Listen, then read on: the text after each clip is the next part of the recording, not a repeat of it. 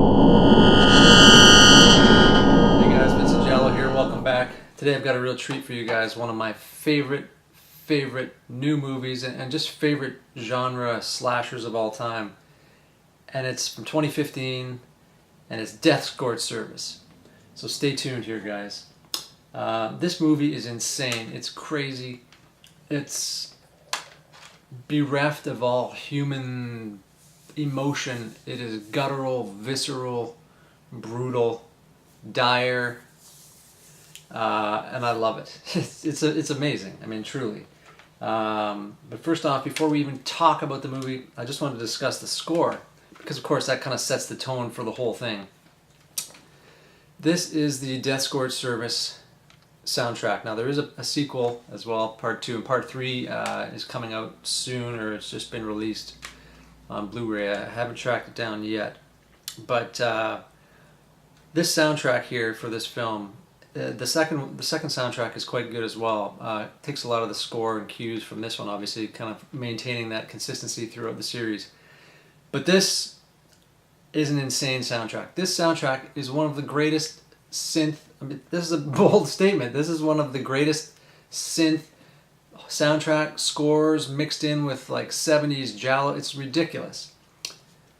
There are so many tracks on here that remind me of, like I said, the 80s synth kind of vibe.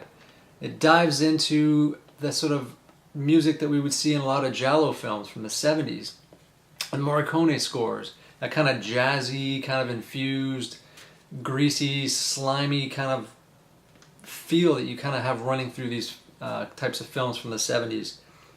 But make no mistake, this is certainly an ode to the 80s slasher. And a lot of the music on here as well follows suit. Very, very similar to what you'd hear in a lot of the 80s scores. There's even some stuff that Ennio Morricone would be proud of in here. There's some great piano tracks on here that are evocative of, like I said, of Morricone. They're just beautiful, mixed in with this insane, jangly slasher synth extravaganza. And there's even a track on here that actually is very reminiscent of a 90s erotic thriller, Cinemax kind of, saxophone kind of vibe. At least 5 minutes of just, you wouldn't even know that it's coming from this film. This gentleman here, Toshiyuki Hiraka, who made this, made the score here, did a hell of a job. This thing is amazing. There's just a little bit of the liner notes, kind of grim, and there's what the CD looks like. Guys, pick this up, give it a listen. It is fantastic, and it sets the tone for the whole film, which we're going to discuss right now. So if you have not seen Death-Scort Service, you guys are really missing out. You need to run out and get this thing right now. This is depraved insanity. I love 80s slashers. This is beyond, this is, like I said, it's paying like an homage to the 80s slasher, but I'll tell you what, this goes above and beyond. It's on some other level. I don't even know how to explain it. It's insane. It's crazy. The killer is amazing. His costume, his disguise, or what have you, is genius. But be warned, like I said, this is absolute insanity and carnage. And it's it's not shot on film. I don't believe. I mean, it's got that sort of shot on video look to it. Everything's very smooth and crisp and kind of in your face, if you will. But this movie is about a group of escorts who are being hunted down by this crazed maniac, and he calls them up for dates, and he goes over and basically kills them. The violence in here, guys, is insane. I don't know how else to put this into words. I've watched this movie so many times. It's fantastic. There's just a lot of gore and a lot of mean-spirited kills in here. Like, I mean, there's just, it's over the top. If you like baseball bats with barbed wire getting, I mean, just, guys, just let your imagination run wild. It's in here. It's wonderful, and there's a lot of sort of punk, goth chicks, emo kind of girls, completely naked. I mean, if that's your thing, it's fabulous. I mean, it is in your face nudity. I mean, it's not, I wouldn't call it soft porn. There's no real sex going on or anything like that. But I mean, there's just like, you know, these women are letting it all hang out in this film. And it's very mean-spirited and very, very awesome. There's a at least probably 5 minute like stripper pole strip. It's like you're in a strip club. Like, this is like taking a strip club, mixing it in with slashers, like a slasher, and then throwing in this beautiful score and creepiness at the same time. It's just, I don't think I'm doing it any justice, but I wanted to talk about it because I really, really am passionate about this movie. I love it.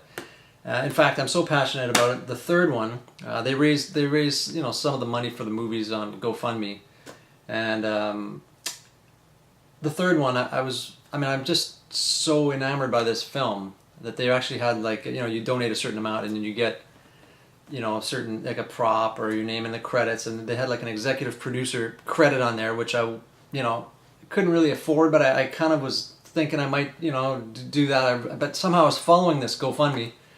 And then when the campaign opened, I missed out on it completely, and it's now closed. And I would have loved to have seen my name attached to this because that's how much I like this series. I just think it's genius. Now again, this is not, you know, like, you know, shot on film and the whole thing. It's, you know, it's edgier, a little more out there, and it's, you know, it's not, you're not going to see this playing at the local Cineplex. But as an indie horror, like, holy crap, this is the greatest thing ever. Don't know you can top it. It's kind of like this, to me, this is, again, guys, I'm probably going to get a lot of hate and comments. This is like the Serbian film of this. I mean, of the retro 80s throwback, shot on video kind of look slasher. You can't top it. And the second one was good, this one's better. It's fantastic. So shout out to Sean Donahue and Chris Woods. They both, you know, produced and directed it, and to Sleazebox and Gatorblade Films for this, because this, guys, is fantastic. I don't even think I have my disc in a binder separately, but there it is, Death-Scort Service. You guys need to see this. I actually bought the DVD first before the Blu-ray was released. Then I bought the Blu-ray as well. And there's a little insert here. Actually, in interest of saving space, I actually stuck part 2 and 1 into a case, and there's the insert for part 2.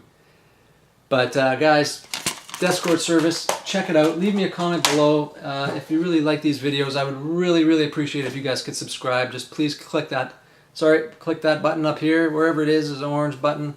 Please subscribe to this channel. We've got tons more stuff we're going to review and discuss. We've got all kinds of stuff here. I would really appreciate it. Give it a thumbs up if you can, and we will see you guys very soon. Thank you.